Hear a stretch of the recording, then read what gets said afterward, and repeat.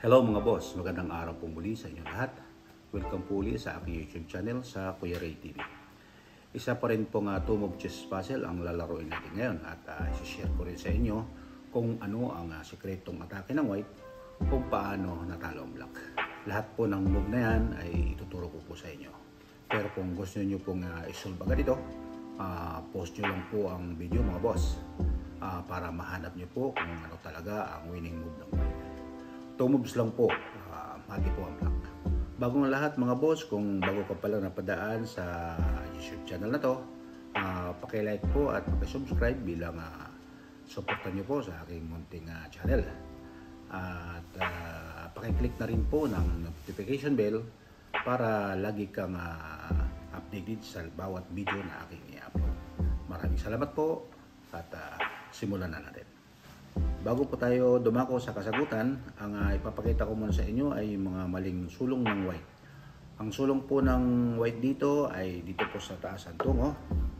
At halimbawa, ang move po dito ng white ay siya ay mag F5. So, yan po ang kadalasang itinitira ng ating mga kalaro para mamati ang black. Sa move na yan, pag nagkamali dito ang black, pwede siyang mamate. Kagaya nito, pag siya ay nag-move dyan, so akala niya libre na yung rook, pero mati po siya dyan dito sa B5. Check. Checkmate po yan. So, dito siya pwede dito, may bishop. So, yan po ay mati. So, para hindi siya mamate sa move na yan, siya ay ang king ay nag C3 lang.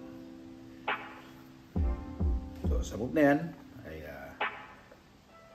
makikita natin ngayon dito kung ano yung mga posible namang pang second move ng white. Pag siya ay nag-check dito sa B5, makakaiwas yan dito sa D6. Pwede nilang kainin ang pawn sa C7. So, wala na pong mate. Tignan natin. Halimbawa naman, kung siya naman ay mag-check dito. So, iiwas lang ang king sa C4. Pag siya ay nag-check dito sa D3, makakaiwas yan sa C5. Wala pong mate.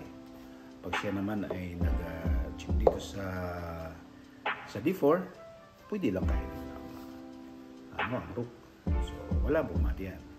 So, dito natin. Pagka ang move naman dito ng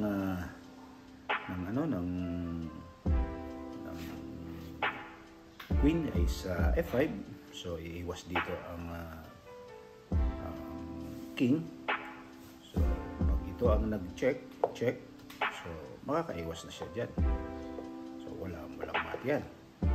Kung ang second move naman ng white ay dito sa E5, so makakaiwas pa rin siya dito sa C6 at saka sa D7. So, wala na pong mati yan. Ito po natin. Pagka ang move naman dito ng white ay nag-check siya dito sa D3, iiwas siya iiwas lang siya dito sa C4. So ngayon ang kanyang pang second move. So pagka siya ay nag-second move dito, pwede lang kainin yan. So, walang mate. Pag siya naman ay nag-second move ulit dito, makakaiwas pa rin yan. So, walang mate yan.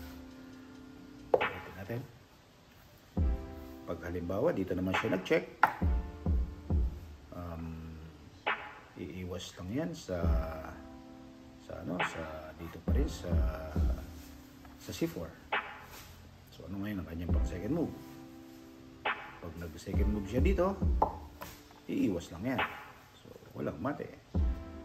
So, pag dito naman siya, ganun pa rin. Ganun pa rin ang iwas niya. So, wala po talaga mate yan. So, ulitin natin. So, pag ito naman ang kanyang na-promote, yan po ay queen uli. So, yan po ay stalemate. Wala na pong tatakbuhan dyan ang king. Pag dito, so sakop yan ng queen. Dito naman, meron ding queen. Itong dalawang green square na yan, meron bishop. Dito naman, merong knight. So, yan po ay still ginawa na po ng white ang mga magandang atake pero hindi pa rin kayang matihin ang black. Kung kayo po ay may iba pang move, post nyo lang po ang video mga boss. Kasunod na po ang tutorial pagkalipas po ng ilang segundo.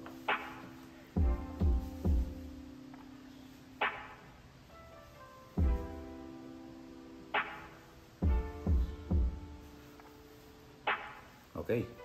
Ito na po ang solusyon o kasagutan sa two-move chess puzzle na to. So, first move ng white. Ang knight ay e4 lang. So, yan po ang matibay na move ng white. So, sa move na to, ang pwede na lang takbuhan ng black king ay dito sa c4 saka sa c6 at saka sa e6 at pwede na rin kainin ang knight sa e4. So, first move,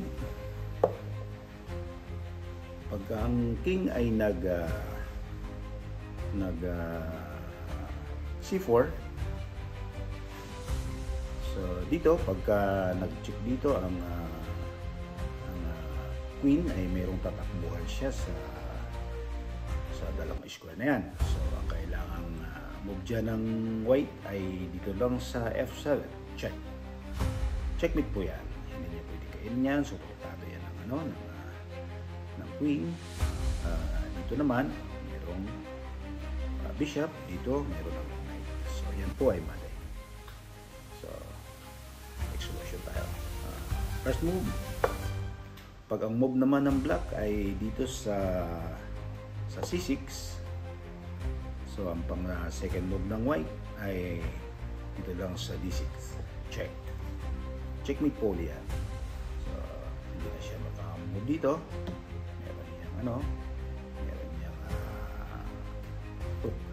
So, yan po ay mali. First move. Pag siya naman ay e6, ang pang second move ulit dyan ng white ay dito lang sa f7. So, matipuli yan. Hindi siya makapunta dito. Yan po ay may bishop. Dito naman may horse. So, yan po ay mali. Okay. First move. Ito po yung last move ng black. Ay kinain lang niya ang knight sa e4. So, ang pang second move ng white ay f3 lang. Check. Checkmate po yan. So, dito sa dalawang square na yan, sakop yan ng bishop. At saka dito, so sakop pa rin yan ng queen. So, yan po ay mali. Yan po ang mga ginawang atake ng white dahil sa tibay ng sulong, hindi makapurma ang black. Maraming salamat mga boss sa inyong patuloy na panonood at suporta. Hanggang dito na lang. Maraming salamat po. Enjoy lang po sa inyong paglalaro. Shoutout po sa inyo lahat.